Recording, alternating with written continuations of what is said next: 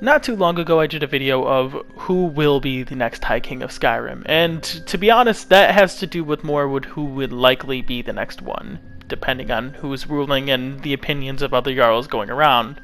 That being said, this video is meant to be who would be the best High King or Queen of Skyrim.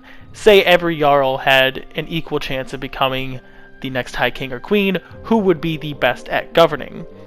So to do this video, I decided to split it up into two separate videos.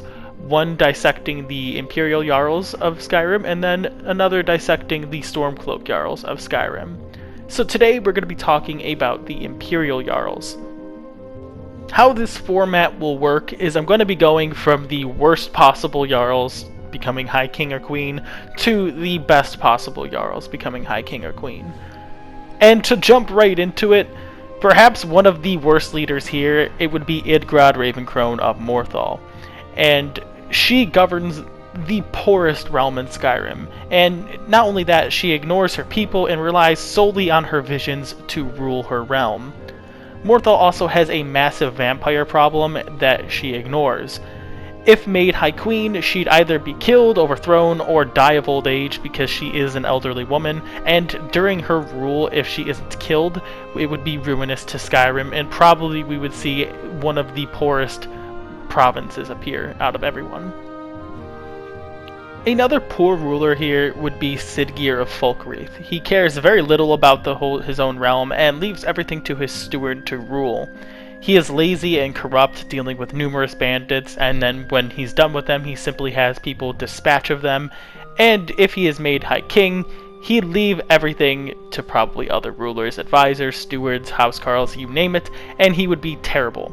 Skyrim would fall victim to the highest bidder in this case, as I see his corruption having no limits in this standpoint. Now, number 7 on this list might surprise you. Going north to Solitude, we have Elisif the Fair, and she is young and heavily reliant on her advisors. While Fulk Firebeard, acting as her steward, means well, it's clear she has ambitious thanes in her court who may betray her if it's beneficial to them. She is extremely protective of her people and incredibly caring. However, due to her naivety, it's clear that there are others that may use her as a puppet ruler. If made High Queen, I see many of the ambitious nobles in her court growing far too corrupt and powerful. This in turn would be Erica or Bryling, both of them being quite opinionated and ambitious in their own right. The good in this case, aka being Fulk Firebeard, would fade relatively quickly, and basically Elisif would be a puppet ruler to whoever can control her. While Harfinger is well protected and profitable, her rule is thinly held, as she's reliant heavily on people like General Tullius to lead her armies, and reliant heavily on Erica to deal with her economic policies, and reliant on Fulk Firebeard to doing all, if not most, of the governing within her city. All these qualities put together, it wouldn't make for that good of a ruler. At number 6, we have to go down to Markarth, and we have Igmund, who is relatively a hardy man and is a decent warrior in his own right. He is dedicated to working against the Forsworn, and he is able to see the dangers that Ulfric possesses by instigating that of the rebellion to bring in the Thalmor. Now, him having Thalmor agents in his court, he is more than well aware of what they're capable of, and yet a lot of things do go under his radar, which would make him somewhat of a worse ruler than you'd think. The Forsworn are well and active in his area, and basically the Silverbloods have hampered him plenty. If made High King, he would likely be riddled with heavy Forsworn and Stormcloak resistance, considering how he's been unable to stop the Forsworn in this case. He'd prove difficult at stopping the Stormcloak remnants as well. Without the Legion, I do think that he would lose Skyrim, and he would die trying to take it or keep it under his control. Now, I'm sure some of you are wondering where Winterhold falls on the spectrum, and Kraldar is next at number 5, and he is an unlikely choice to be High King. However, I do think him as High King would prove to be an era of rebuilding. He is open-minded, and he considers the College of Winterhold a valuable asset to his region. He's also a believer in Imperial aid, and if made High King, I think Winterhold would see a massive rebuilding project, being able to reallocate resources from across the province rather than just his small holding. But due to his age, I don't know if he would live long to see it, especially considering I don't know how well he'd be able to govern with Stormcloak remnants fighting about and other outside occurring forces impacting his region. So I don't know how well diplomatically he'd be able to handle certain situations, hence why he's just number 5. Probably the worst ruler here in number 4 would be Maven Blackbria of Riften. While she is certainly well connected and able to rule, she is shrewd, ruthless, and completely capable. The biggest thing I'd fear about her potential High Queenship would be her own personal interests that may conflict with that of Skyrim's. Even if she could keep Skyrim stable, it would be done through the shadows, more than likely, with the Dark Brotherhood and the Thieves Guild. It would be a legacy that would be very difficult for her children to follow up, hence, I think after her death, Skyrim might fall into chaos. Her knack for business would more than likely help keep the province stable economically, and she is clearly diplomatically connected, being connected to that of the Empire and that of the Thalmor, so it's clear that her connections politically are well established already, and that it would make her probably one of the more stable rulers on this list. At number 3, we have Brunwald Freewinter, who is an accepting yet open-minded ruler. He's considered to be a hero by many for his actions in the Great War, and he wishes to rebuild the Grey Quarter and eventually incorporate the Argonians into the city. Like a few others on this list, he can see the bigger picture, but Windhelm might sort of resist that. If High King, I see a troubled yet eventual healing of Skyrim, but it would take a long time, and perhaps longer than what he's got left considering he is an older man. However, due to this, he does seem capable, and he does seem like he knows how stubborn Nords can be and knows just how to implement certain processes to eventually lead into the eventual unification of the province as a whole.